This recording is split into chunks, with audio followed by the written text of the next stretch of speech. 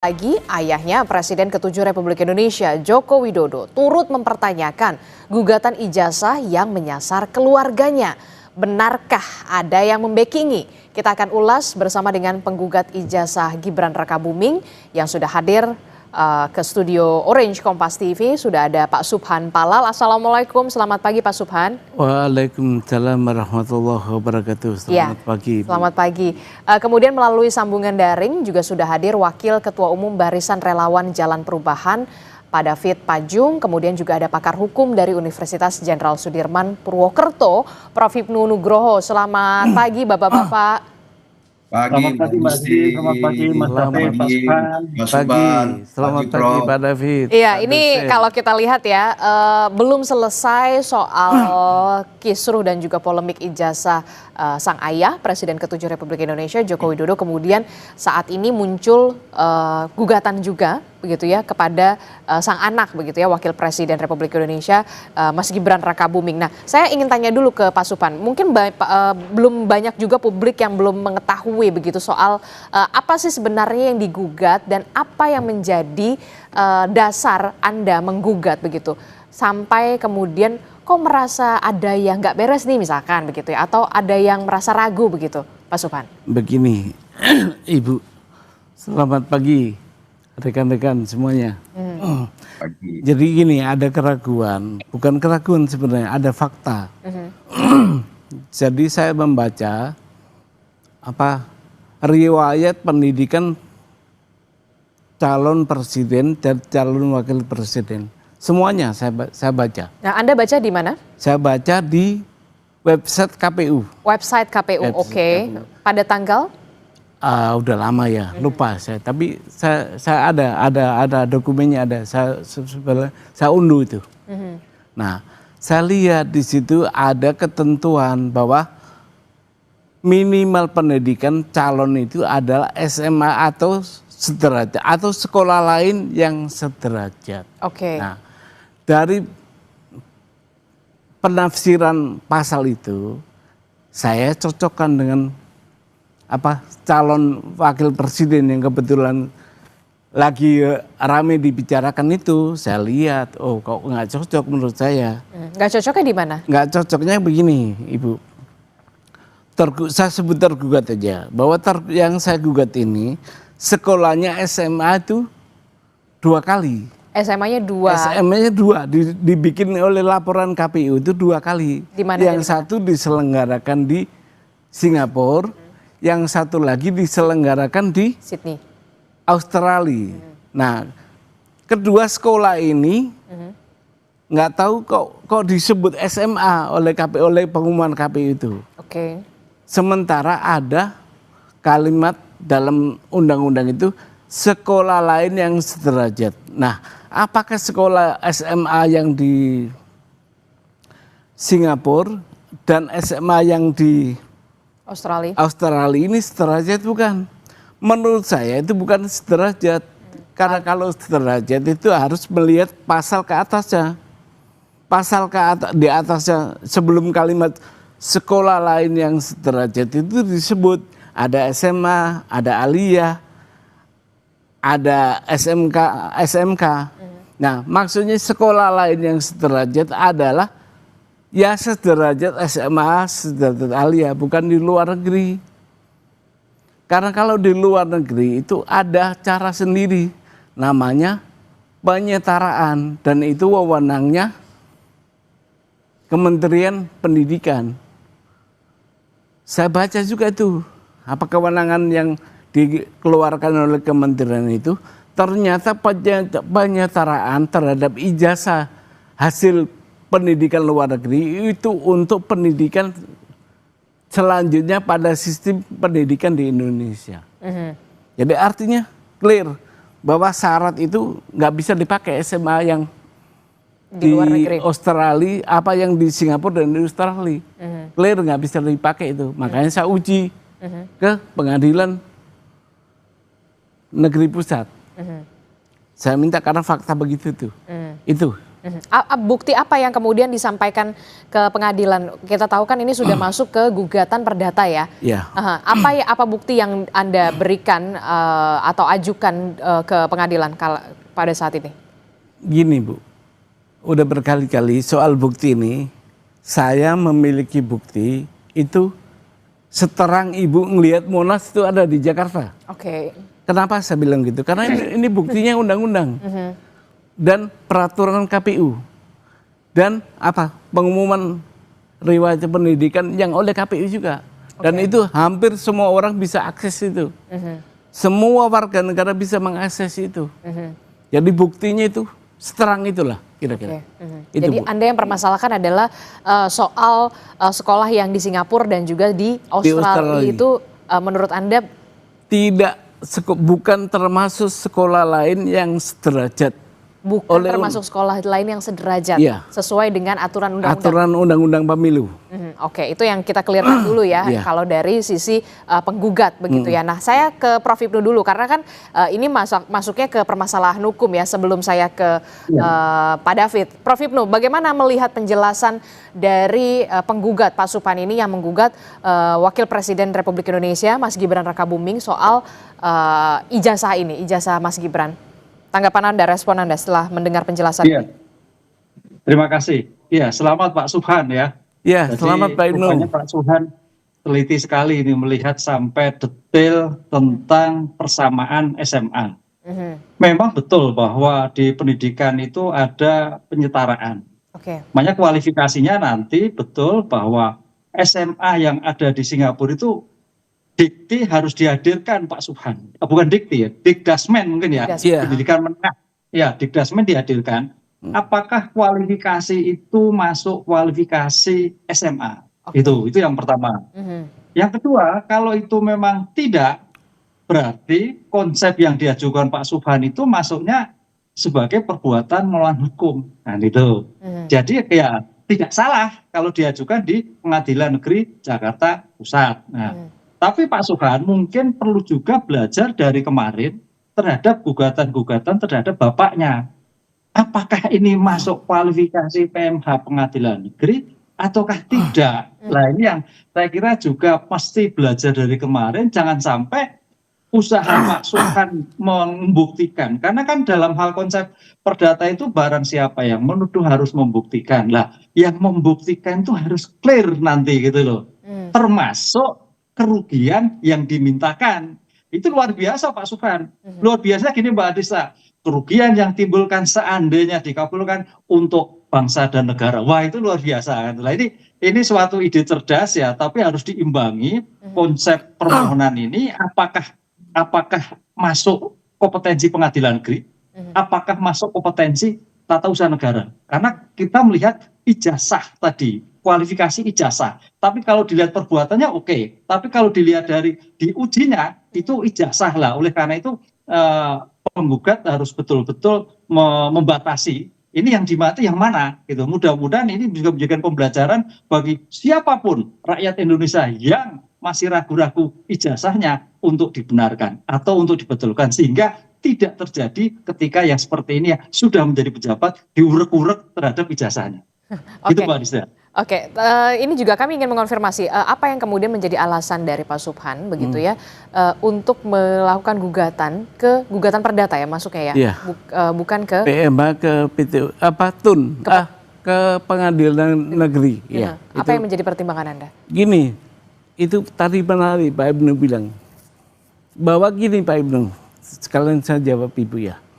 Sebelum saya ke PN itu saya udah gugat Pak ke TUN Pak. Sudah ada gugatan ke Petun. Oh iya, dan itu strategi saya untuk mengunci bahwa di TUN memang di NU Pak dikenal proses misal. Alasannya saya tidak cukup waktu dengan batasan waktu 90 hari. Nah itu saya buat kunci Pak, saya nggak ngelawan putusan itu. Harusnya kan dilawan tuh putusan TUN itu. Nah saya nggak ngelawan, saya biarkan aja, dengan begitu ingkrah. Berarti tidak ada peluang lagi saya ke TUN. Oke.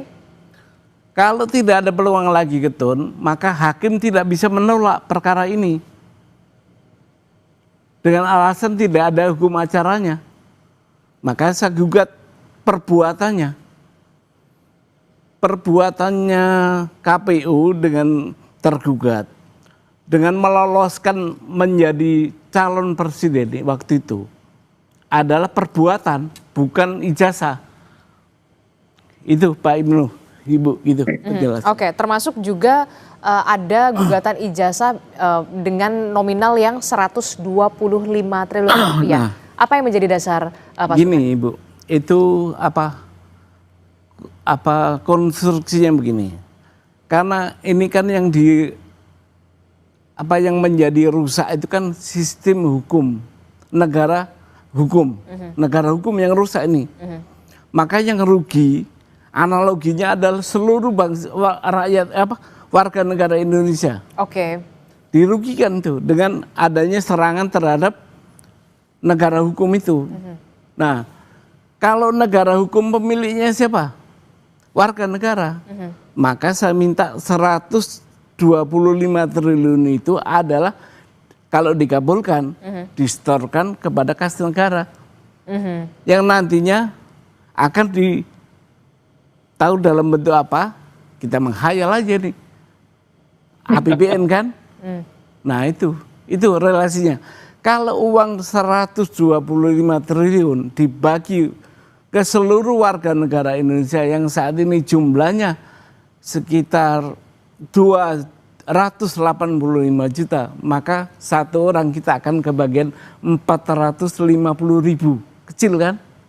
Kecil itu Bu. Harusnya saya tadinya mau minta UMR lah. Tapi kok gede banget, ya udahlah segitu aja. 45 saya ambil dari 45 itu merdeka kita. Oke, saya ingin tahu juga respon dari Bara JP melihat penjelasan yang sudah diutarakan oleh Pak Subhan terkait dengan gugatan yang diajukan oleh Pak Subhan soal ijazah dari Wakil Presiden Republik Indonesia Gibran Rakabuming, setelah kita tahu sebelumnya begitu ya ijazah Pak Jokowi juga belum selesai begitu ya kasusnya. Bagaimana respon Anda, Pak David? Ya, makasih Mbak. Pertama gini, dengan segala hormat ke Pak Subhan ya. Pak Subhan ini kan katanya orang hukum ya, katanya orang hukum. Tetapi memahami hukum ini dengan kacamata kuda ya. Tidak komprehensif. Minta maaf Pak Subhan. Kalau orang-orang seperti Pak Subhan ini semua tampil di publik ini, rusuh republik ini. Saya mau jelaskan pertama gini, izin. Syarat menjadi presiden dan wakil presiden, coba baca di UUD NRI hasil amandemen pasal 6 dan pasal 6A. Itu clear pertama ya. 6 pasal 6 itu ayat 1 itu warga negara Indonesia asli yang kewarganegaraannya tidak pernah pindah lah, gitu poinnya. Pasal 2 itu turunan-turunan dari itu diatur dengan mekanisme undang-undang. Pasal 6A ya, itu tadi pasal 6. Pasal 6A itu ayat 1, pasangan presiden dan calon presiden itu satu pasang. Ya, nggak bisa dipisah. Yang kedua, mekanismenya diatur dengan undang-undang. Itu dulu poin konstitusi kita. Kemudian turunan undang-undang itu ya, ini saya ajarin nih Pak Subhan supaya jangan salah. Undang-undang turunannya dari UUD 45 itu pelaksana pemilu itu Undang-Undang Pemilu nomor 7 tahun 2017. Biar Pak Subhan belajar nih. Tadi sudah disebut di pasal 169 sekian banyak syarat-syarat administrasi itu, salah satu syaratnya di ayat R ya, ayat R kecil itu tadi sudah dijelaskan. Minimal atau pendidikan itu serendah-rendahnya atau minimal SMA atau madrasah atau yang sederajat. Nah, kemudian ini biar clear nih. Lanjut, bukan berhenti di situ aja Pak Subhan ya. Di pasal turunan pelaksananya itu PKPU peraturan KPU nomor 19 ya 2023 yang menjadi rujukan Pilpres kemarin ya. Itu Bapak harus baca tiga pasal. Pasal 18 ayat 1R sama tadi syaratnya. Salah satu syarat dari sekian banyak syarat adalah minimal SMA. Begitulah poinnya. Pasal 18 ayat 1 ya. Pasal 18 ayat 1 itu harus fotokopi yang dilegalisir ya. Fotokopi ijazah. Nah ini yang penting ini 18 ayat 3 yang Bapak nggak baca. Baca baik-baik Pak, 18 ayat 3 itu ada pengecualian ya di PKPU itu. Pengecualian itu yang tadi soal administrasi yang harus dilegalisir, pengecualian kalau dilegalisir dan keterangan, surat keterangan. Pengecualian kalau lulus dalam negeri itu tidak perlu keterangan, cukup ijazah dilegalisir. Oke. Baca nanti, ulang-ulang baca nih 18 ayat 3 Pak. Kalau lulusan luar negeri Pak, nah lulusan luar negeri itu bunyi di situ ya. Jadi itu harus butuh keterangan. Nah, keterangan yang disodorkan oleh Gibran itu ada SK. Ada SK Pak, nanti Bapak baca. SK Kementerian Ristek dan Pendidikan Tinggi itu dikeluarkan oleh Dirjen Pembelajaran dan Kemahasiswaan. Itu mengkonfirmasi ijazah yang setara itu yang karena dibunyi tadi Undang-Undang Nomor 7 2017 ayat 169 itu yang sederajat. Nah, itu tugasnya Kementerian Dikti mengeluarkan legalitas bahwa itu sederajat. Bahkan sebenarnya jujur aja kalau kualitas jauhlah kualitas mereka itu dari kita di Indonesia ya, dengan segala hormat. Nah, itu yang berikut. Yang kedua, Mbak, saya ingin jelaskan ya. Tadi ini harus diklarifikasi nih. Oke. Makanya Pak Suban baca baik-baik itu semua data KPU. Kalau perlu Bapak minta secara formal, KPU akan memberikan ya dengan catatan seizin yang bersangkutan, seizin Gibran. Nah, SMA Gibran itu di Orchard Park Secondary School ya tahun 2002 Pak. Ya. Itu 2002 lalu kemudian dia automatically dia lanjut. Jadi dia ngambil lanjut di MDiS Management Development Institute Singapura. Ya, tamat 2007. Nah, itu kerjasama dengan Bradford, Inggris. Jadi ijazah Gibran itu kerjasama MDiS Singapura dengan Bradford, Inggris itu gelarnya adalah BSc, Bachelor Science. Karena jurusan yang diambil itu kaitan dengan sains. Saya jelaskan juga nih dikit Pak Suban. Lulusan luar negeri itu yang setara saat itu ada 3 gelarnya Pak Suban ya. 1 BA, Bachelor of Arts. Kalau dia ilmu-ilmu humaniora, sosial ya, dan lain-lain. Dia BSc kalau ilmu-ilmu teknik ya, matematik, sains, teknologi. Nah, ini yang keluar ijazahnya Gibran. Ada lagi 1 gelar Pak, BFA, Bachelor of Fine Arts. Kalau ilmu-ilmunya seperti desain grafis ya, ilmu pertunjukan, film. Nah, itu clear. Kemudian yang Bapak bilang tadi dari Singapura, dari Australia itu UTS. Di UTS ya. Di UTS University Teknologi Sydney. Itu clear. Itu hanya pelengkap. Jadi gini, syarat minimal itu sudah dilampaui Gibran. Jadi nggak perlu persoalkan ijazah SMA karena syarat yang dimajukan Gibran itu ijazah S1 dari Bradford, Pak. Otomatis di dalam memahami hukum itu kalau mau mempersoalkan ijazah di atasnya karena tadi standar minimal dilampaui standar minimal itu oleh Gibran. Jadi gini, kalau Bapak lamar kerja, Bapak ajukan nggak ijazah SD, SMP, SMA? Enggak kan? S1 aja yang diajuin.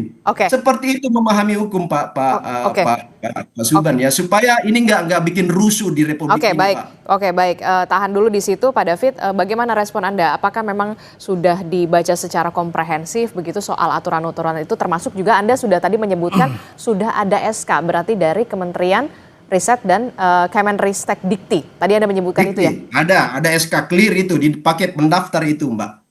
Bagaimana respon Anda? Saya udah baca juga, udah pelajari. Bahkan ada Kemen tuh.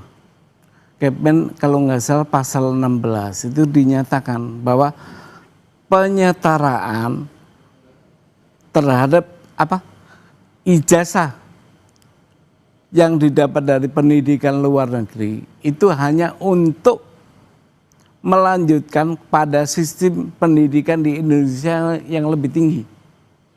Clear? Nggak bisa dipakai.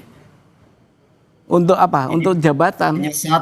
Penyetaraan itu sabar tahan dulu di situ. Penyetaraan itu tidak dapat dipergunakan untuk sebagai syarat pencalonan. Itu dibatasi, dan itu yang tanda tangan menteri itu yang sekarang menjadi tersangka itu. Siapa itu? Ada menteri pendidikan Oke. Nah itu. Tapi kemudian tadi sudah dijelaskan sudah ada SK juga dari Dirjen dari Kemenristek Dikti begitu ya tadi Pak David mengatakan. Ada, clear Pak, clear Mbak. Masuk ke KPU itu. Nah, bagaimana kemudian Anda melihat ini? Tapi gini, saya tidak melihat itu sebagai suatu pembenaran. Untuk apa? Karena Kemennya bilang begitu. Mau ada banyak. Dan undang-undangnya bunyinya sekolah lain yang sederajat. Apakah sekolahnya Gibran yang di Singapura dan Australia itu masuk kategori sekolah lain yang sederajat? Kan nggak masuk. Nggak masuknya di mana? Dengan membaca Kemen tadi.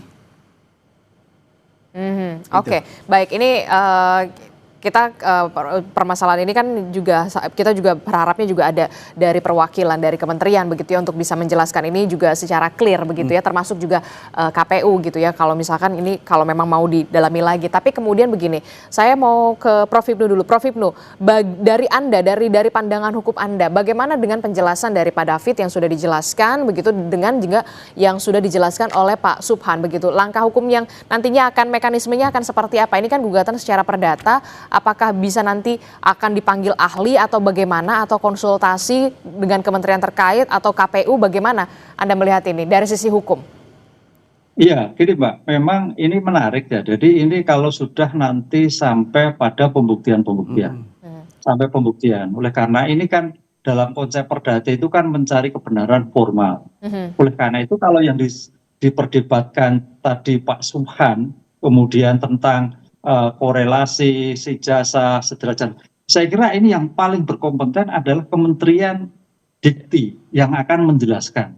Memang dulu pernah di web atau di mana ibu sebelaran medsos itu sudah ada kesetaraan yang sarjana muda itu Mas David itu sudah ada lah. Lah itulah yang saya kira nanti karena kebenaran formal itu wajib dihadirkan. Apakah ini salah, apakah ini keliru, apakah iya. Dengan demikian nanti dalam hal pembuktian ini menjadi clear karena ini pembuktian formal. Oleh karena itu yang pertanyaan begini Mbak, ini pertanyaan yang Pak Subhan betul ada juga menarik, apakah SMA bisa lanjut ke perguruan tinggi? Ini perdebatannya itu kata nggak salah kalau saya dengar loh. Tapi Mas David betul bahwa ijazah ya terakhir, kalau terakhir clear. Saya kira itu pernah membaca, pernah melihat lah dalam suatu medsos, oh ini ijazah seperti ini. Nah sekarang pertanyaannya kan gitu kan Pak Subhan, saya melihatnya keterangan sebagai bentuk apa itu kaitannya dengan kondisi yang derajat. Itu yang saya kira kewenangan dikti yang akan menjelaskan. Sehingga diktilah yang wajib dihadirkan untuk memperjelas bukti-bukti apa yang disampaikan oleh Pak Subhan dan bukti-bukti yang diajukan oleh Pak David. Oh ini yang betul, oh ini yang keliru, oh ini yang salah dan sebagainya. Sehingga permasalahan ini menjadi clear bahwa apakah gugatannya dilanjutkan atau tidak tergantung dari pembuktian dari kementerian yang mengeluarkan keterangan tersebut.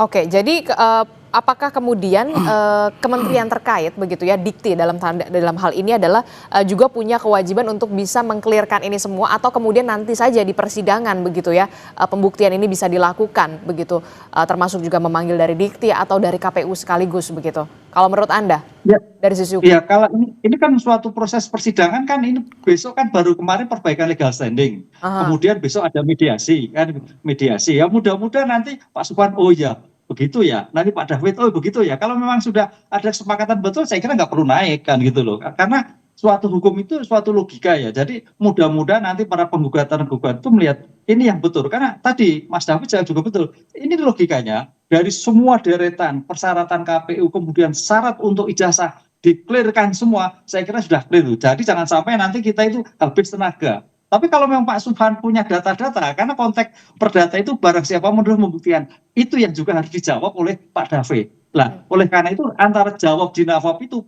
perlu data tengah, yaitu Kementerian Pendidikan untuk menjelaskan ini yang betul, ini yang keliru. Gitu, Oke, saya berharap Kementerian Pendidikan juga bisa menonton ini dan menyaksikan ini, jadi bisa diklirkan begitu ya, supaya juga bisa lebih jernih dan juga lebih tidak sampai berlarut-larut semakin panjang begitu ya. Anda setuju mungkin Pak David dan juga Pak Subhan. Tapi kemudian karena ini sudah terlanjur mencuat begitu sampai kemudian Presiden ke-7 Republik Indonesia Pak Joko Widodo sampai mengatakan kalau nafasnya panjang ada yang membackup. Benarkah? Siapa yang membackup? Tapi jangan dijawab dulu Pak Subhan, kita akan temukan jawabannya. Tetaplah bersama kami di Sapa Indonesia Pagi, kami akan segera kembali.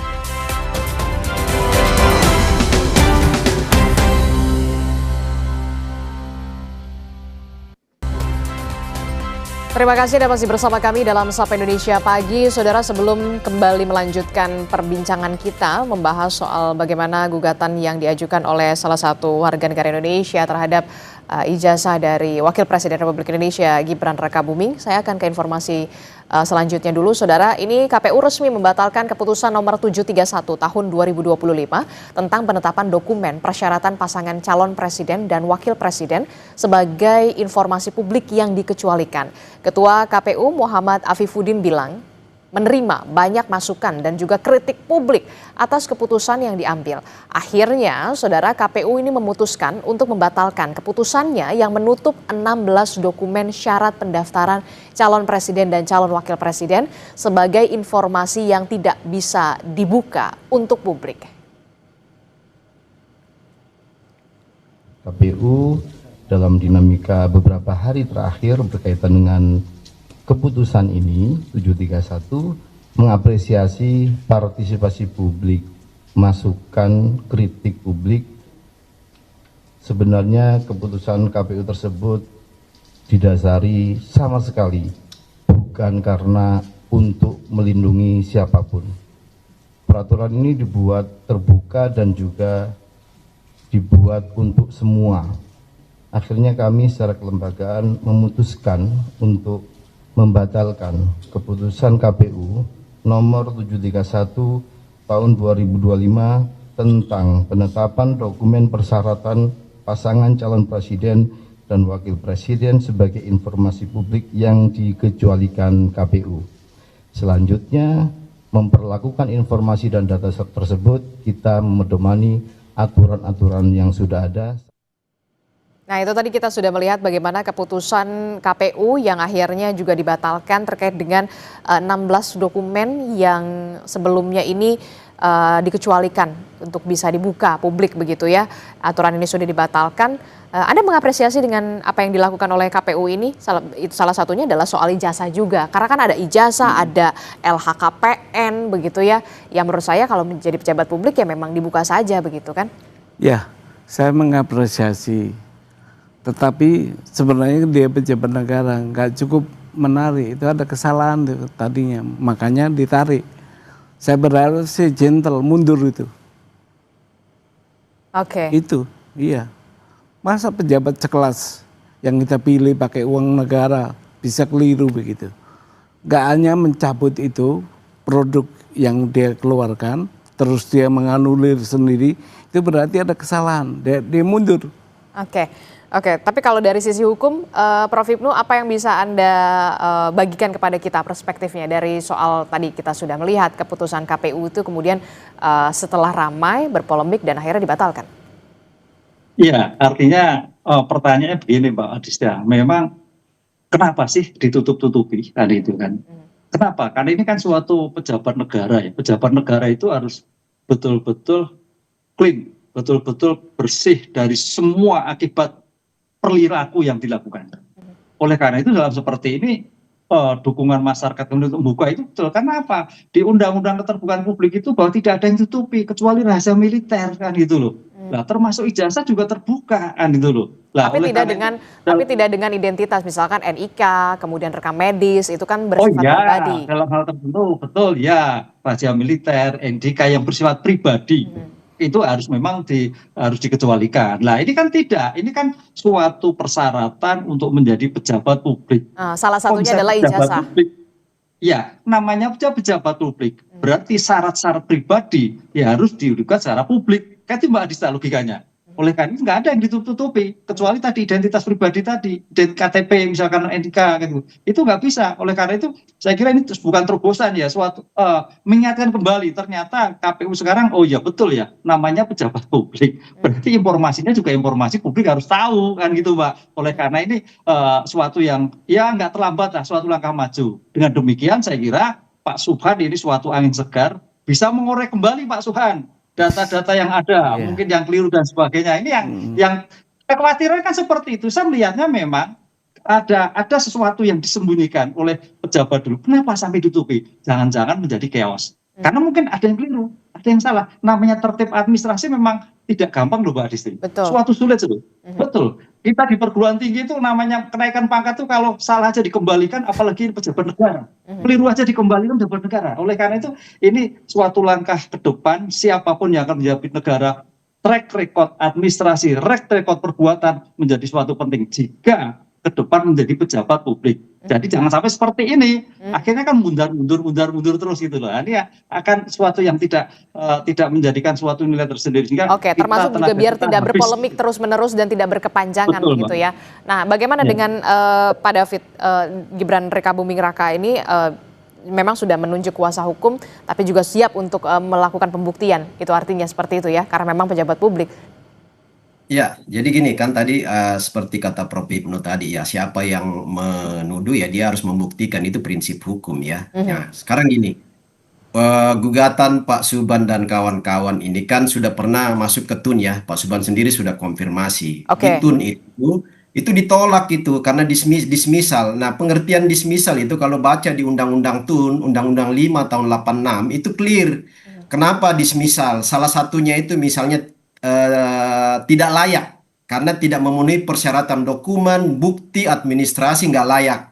Kemudian daluarsa itu tadi Pak Subhan juga merekayasa itu. Kalau di pasal di pasal 62 Pak, bukan di pasal 62 itu. Rekayasanya di mana maksud Anda?